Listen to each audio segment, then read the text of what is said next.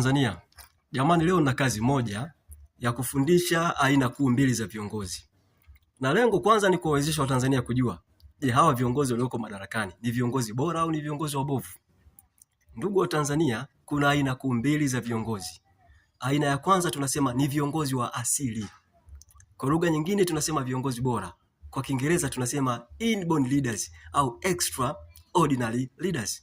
Aina ya pili ya viongozi ni viongozi wasio wa asili, au kwa lugha ya kawaida tunasema created leaders au viongozi wabovu. Sasa nini maana ya viongozi wa asili? Nisikilize Mtanzania, sawa? Viongozi wa asili au viongozi bora, hawa ni watu. Yaani ukiwatazama hivi ni binadamu kama walivyo binadamu wengine. Lakini Mungu amewapa sifa za ziada ambazo watu wengine hawana. Na sifa hizo ndio zinawawezesha kutekeleza majukumu ya uongozi kwa ufanisi wa hali ya juu. Nisikilize Mtanzania, hakuna kitu kigumu kama kupata viongozi wa asili au viongozi bora, iwe ndani ya vyama vya siasa au katika uchaguzi wa dola. Na nchi ikifanikiwa kupata viongozi bora, ina nafasi ya kupiga hatua za kimaendeleo mara 10 zaidi kuliko nchi iliyopata viongozi wabovu. Sasa kwa urahisi au kwa ufupi, hebu tutazame sifa chache za viongozi wa asili au viongozi bora. Narudia tena, kinyume cha viongozi bora ni viongozi wabovu. Hakuna intermediate, hakuna katikati, hakuna. Kinyume cha viongozi bora ni viongozi wabovu. Sasa tuangalie sifa ya kwanza ya kiongozi bora. Kwanza tunasema high convincing power, nguvu ya ushawishi. Nisikilize Mtanzania, sawa? Kazi ya kuwaongoza watu, kazi ya kuwaongoza wananchi wenye nchi ni kazi ambayo haihitaji matumizi ya nguvu. Nasema tena, haihitaji matumizi ya nguvu, kwa maana iwe ni misuli ya mwili au iwe ni matumizi ya vyombo vya dola. Wakati wote kiongozi anatakiwa atumie akili na mdomo. Narudia tena, kazi ya kuongoza watu ni kazi ambayo inahitaji utumie akili na mdomo. Tumia akili na mdomo kuwashawishi watu, fundisha watu, elimisha watu, elekeza watu. Ikilazimika waonye kwa kutumia mdomo. Kiongozi unatakiwa uwashawishi watu, uwafundishe watu, kwa sababu hao unaowaongoza sio watoto wako.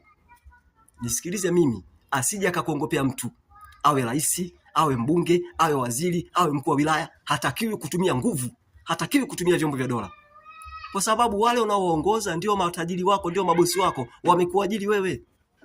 Sina uhakika kama unanielewa. Kwa hiyo ukiona kiongozi anatumia vyombo vya dola kuzuia maandamano, kutesa watu, kuteka watu, huyo kiongozi hana nguvu ya ushawishi. Narudia tena, kazi ya jeshi la polisi sio kuzuia maandamano, sio kuteka na kunyanyasa raia, sio kuteka na kuwapa watu kesi za uchochezi, kesi za uhaini, hapana. Hayo ni matumizi mabaya ya vyombo vya dola. Kama watu wana malalamiko, watu wanataka kuandamana, kiongozi anatakiwa ajitokeze, awasikilize watu, kero zao, malalamiko yao, na mara moja ashughulikie kero za watu. Ndio kazi ya kiongozi. Umeelewa Mtanzania? Sifa ya pili ya kiongozi tunasema ni uadilifu. Nisikilize Mtanzania, sawa?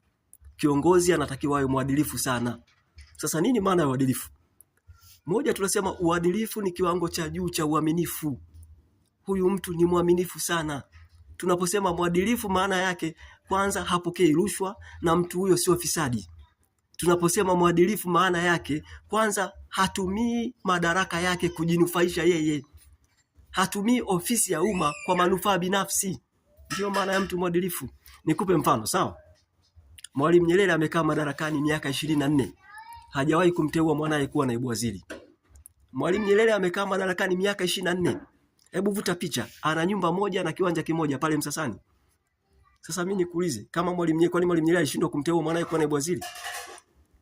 Kwa hiyo unapomwona rais amemteua mwanae kuwa naibu waziri, maana yake ametumia madaraka yake vibaya. Ametumia ofisi ya umma kujinufaisha. Kama unampenda mwanao, si ukamfungulie biashara? Narudia tena, unampenda mwanao, kamfungulie biashara afanye. Kwa nini lazima umpe naibu waziri? Watanzania na nyinyi badilikeni. Ni wajibu wetu kujifunza kila siku. Mtu anapofanya makosa tumwambie, hapo umekosea.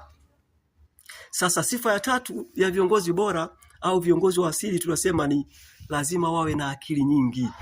Narudia tena, viongozi bora au viongozi wa asili wanatakiwa wawe na akili nyingi, hekima, ufahamu na kiwango kikubwa cha maarifa. Nisikilizeni Watanzania, sawa? Hakuna mtu ambaye hana akili. Kila mtu ana akili, isipokuwa tunatofautiana viwango. Wapo watu wana akili nyingi, wengine wana akili za kawaida. Yaani kama ilivyo, kuna watu warefu sana, wengine wafupi. Kuna watu wanene sana, wengine wembamba, na akili iko hivyo hivyo. Kuna watu wana akili nyingi, wengine wana akili za kawaida, wengine wana akili ndogo. Kwa hiyo ni wajibu wetu, mimi na wewe, tutafute viongozi bora, tutafute watu wenye akili nyingi. Hao ndio tuwape kazi ya kuongoza nchi. Hao ndio tuwape kazi ya kuongoza. Nisikilize Mtanzania, kuna faida nyingi sana za kuwapa watu wenye akili nyingi kazi ya kuongoza, kwa sababu watu wenye akili nyingi pia ni zawadi. Mungu ametupa sisi hao watu watusaidie sisi. Umenisikia Mtanzania? Na watu wenye akili nyingi, they can see the future, they can see beyond the shadow. Yani wana uwezo wa kutatua changamoto nyingi zinazotukabili bila kutumia nguvu. Community mission kwa kusema kwamba unapoona mtu anatumia vyombo vya dola na wewe ujue convincing power yake iko very low, na inawezekana hana kabisa convincing power. Na hii imekuwa ni tabia ya viongozi wa ovyo. Mtanzania nisikilize, ukiona mtu ameua watu, ujue huyo kwanza hana convincing power, pili amepoteza sifa ya kuwa kiongozi, amepoteza sifa. Na ukiona mtu anashabikia watu wamekufa, anashabikia, probably yeye hajauliwa mwanae, hajauliwa mume wake, au hajauliwa mke wake, na inawezekana yeye hajapunyuliwa hata na risasi. Ndio maana anakuwa jasiri kusifia. Bila shaka mmenielewa Tanzania. Mungu ibariki Afrika, Mungu ibariki Tanzania. Asanteni kwa kunisikiliza.